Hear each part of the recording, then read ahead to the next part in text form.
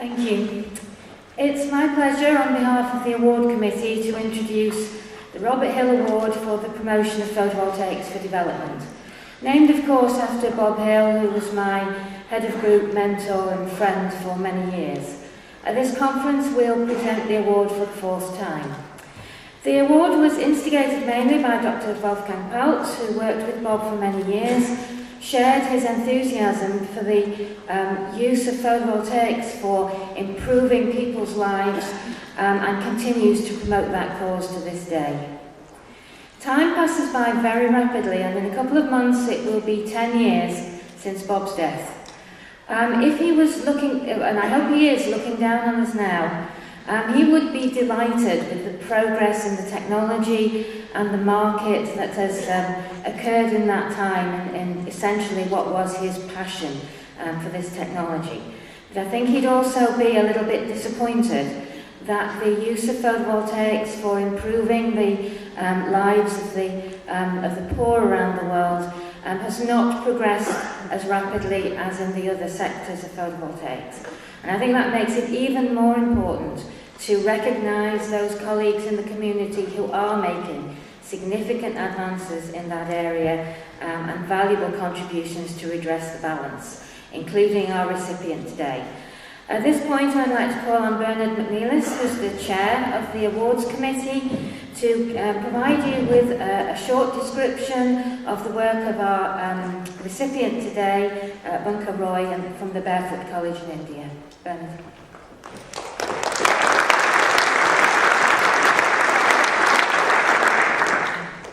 Thank you, Nicola. Thank you, Mr. Chairman.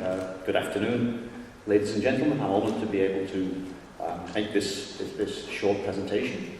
Just for your entertainment, I've already entertained a few people, just thinking of where we've come to in not just the last 10 years since Bob sadly left us, but in the last 25 years. 25 years ago today, I attended my first PV conference, which was here in Hamburg. So it's quite something that on the 25th of September, 25 years ago, here I was trying to develop PV, and at the time trying to develop PV for the use in developing countries for people without electricity. And I never quite imagined where we would get to over these past years with this incredible achievements now into the multi-megawatts installations and multi-gigawatts of production. But somewhere along the way, we somehow, some of us have forgotten, but many of us started in this business to help poor people without electricity, without light, to improve their lives. And as we'll hear in this session, it really is possible to change people's lives dramatically with just a few watts, let alone megawatts or gigawatts. Just again, remembering Bob Hill, he was well known to all of us as for his research and his work and his pioneering work, but his passion for developing countries was dramatic, and that's why we have this prize today. Anyway, congratulations, Bunker Roy, the winner of the 2009 Robert Hill Award. Bunker founded the Barefoot College in the Rajasthan desert in India in 1992 to apply the principles of Mahatma Gandhi.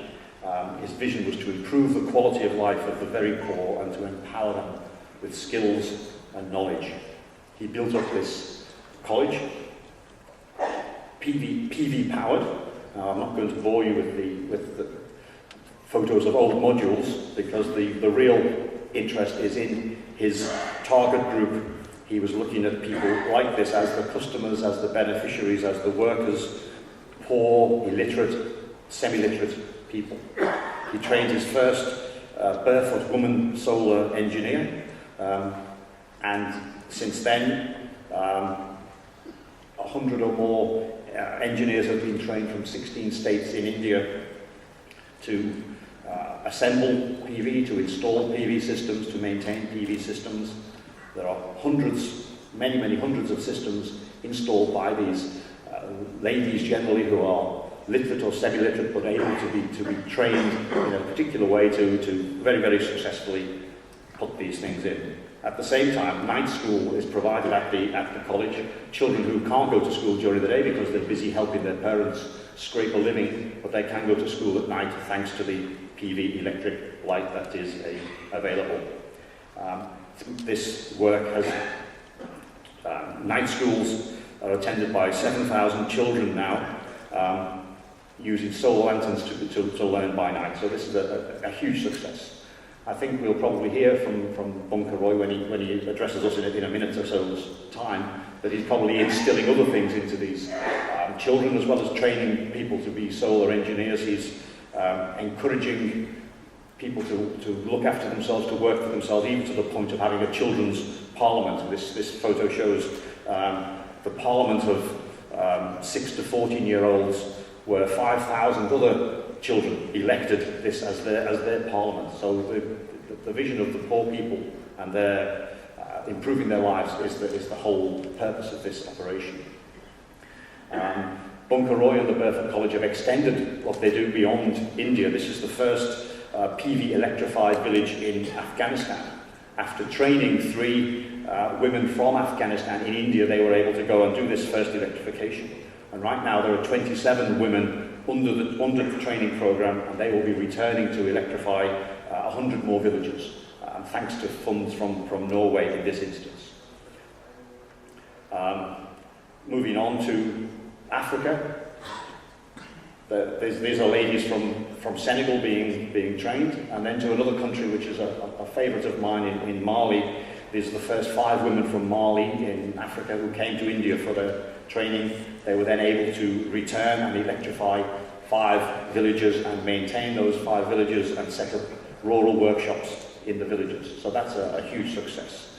That work has now extended to 21 of the world's poorest countries, including all these countries in Africa, which I'm not going to go into. So just to come to the end of this short introduction, congratulations to Bunker Roy on behalf of the World PV community in receiving this award, but also I think thanks to on behalf of the women solar engineers that you've managed to train and the people whose lives have been transformed by your work.